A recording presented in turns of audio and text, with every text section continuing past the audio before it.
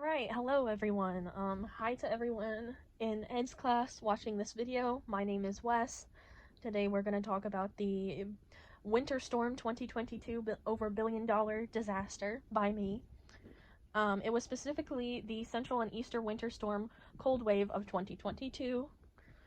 In my table of contents, we're going to do a quick overview of the storm. We're going to talk about climate change and its impacts, especially on heat islands. We're also going to go over the prep work for winter storms, such as understanding hypothermia and frostbite and how to be prepared. So what happened?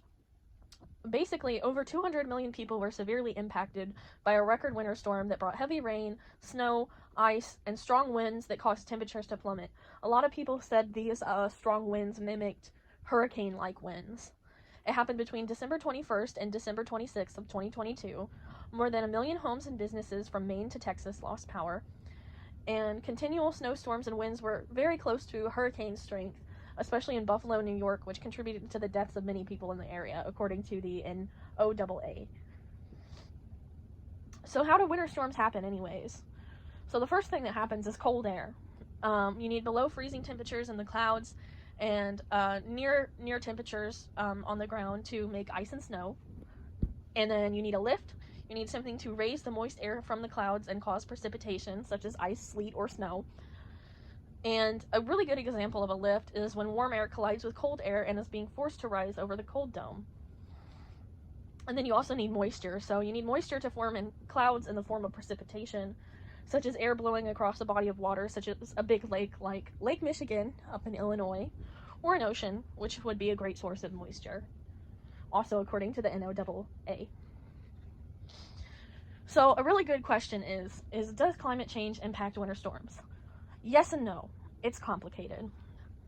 So climate change influences winter storms mainly indirectly, but it can be directly. It's very hard to say for sure. The severity of storms can be increased by people in climate change, such as greenhouse gases, which causes global warming, which can have a whole impact on weather patterns and severity of weather. It can also cause increased atmospheric moisture, which is brought on by typically warmer temps, which has the potential to worsen precipitation and ice accumulation during winter storms.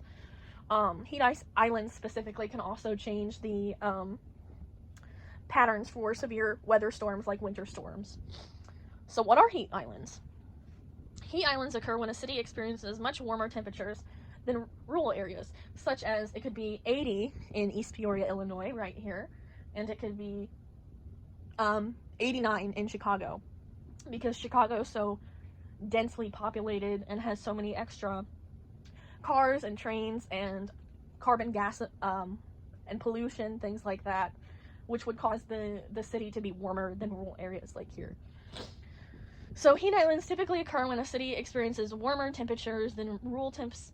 The difference in temperature between urban and less developed rural areas has to do with how well the surfaces in the environment absorb and hold onto heat. So typically around here we have lots of fields, lots of open land, so things can drain properly if we get a heavy rain or lots of snow. But in areas like Chicago, where most of the ground is concrete, it's much harder for things to drain and go where they need to go, basically. So this storm specifically caused $8.7 billion in damages and 87 lives.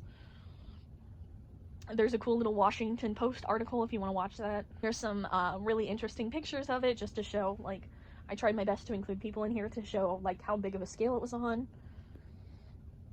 You need to know the signs of hypothermia, and I will go over this later in a video of myself displaying these things, as well as how to tell if you have hypothermia, the signs of frostbite, and what to do if you have frostbite. You also need to remember, when disaster strikes, the time to prepare has passed, by Stephen Cryos. You also should have a winter emergency kit for both your home and your car. So in your home, you should have plenty of bottled water, canned food, pet food, any medications you or your loved ones who you're living with may take, a first aid kit. We all kind of know what typically goes in a first aid kit, candles and a lighter, battery-powered flashlights, a generator, or a backup place to go if you can't afford a generator. So you also want to be aware of hypothermia and knowing the signs of hypothermia, such as flushed cheeks, blue lips, you may be shivering, you may be like really, really cold, like colder than normal. You could also have memory loss. So if you think someone might have severe hypothermia, you might want to try and ask them like certain questions like, who's the president of the United States right now, things like that. What's your mom's name? What's your sister's name? Things like that, just to make sure they're thinking clearly, and if they're not, it could be a sign of hypothermia. You also want to look for skin that's particularly cold. Usually it's more red, it's more hard, it's more similar to the signs of frostbite, but not quite. Hypothermia is more of an internal thing than an external thing, versus frostbite's more of an external thing.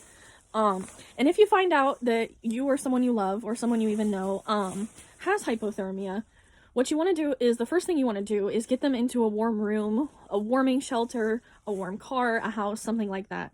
And then if they have any wet clothes, you want to make sure that you remove them and put on warm, dry clothes, because those wet clothes can get very cold very fast.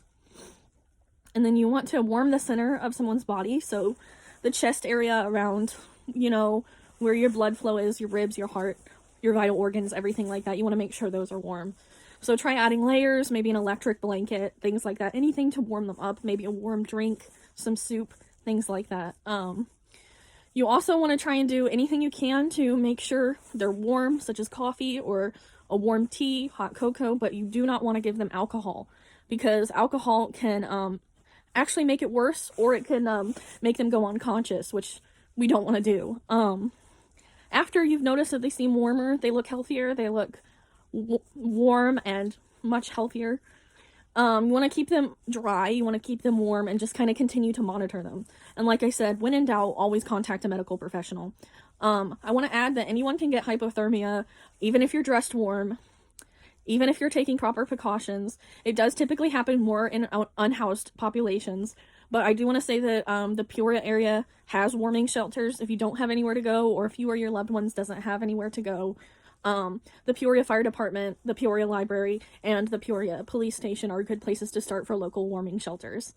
And I will provide them later in the video. Alright.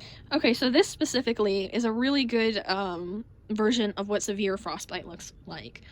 But in order to prevent severe frostbite, you want to look out for signs of mild frostbite. So some versions of mild frostbite you might want to look out for is skin that's paler than normal, if it's cold, if it's hard, if it goes numb, or if it starts swelling. You also want to look out for blisters. We all know what blisters look like. They've got some fluid under them and they look like some extra skin. They're typically raised, things like that. If you have frostbite, what you want to do is, depending on the area of your body, it's a little bit different. So if you have it on your face or on your ears, you want to put a warm, wet washcloth on that area and replace them as soon as they get cool, every 30 minutes. And keep doing this until the skin returns to normal, or if you get feeling back. You also want to make sure that that area specifically stays warm. If this is other areas, like your arm or your leg or something like that, you want to fill a basket or a tub or whatever you need to do, maybe a bucket, with warm water, about 104 to 108. Make sure it's warm, not hot, and you want to keep it in that warm water for about 30 minutes or until your body part starts to look its normal color or you get feeling back. When in doubt, always see a medical professional. Thank you for watching. Have an amazing break and stay warm. Ted says vote for Wes and he will get a treat.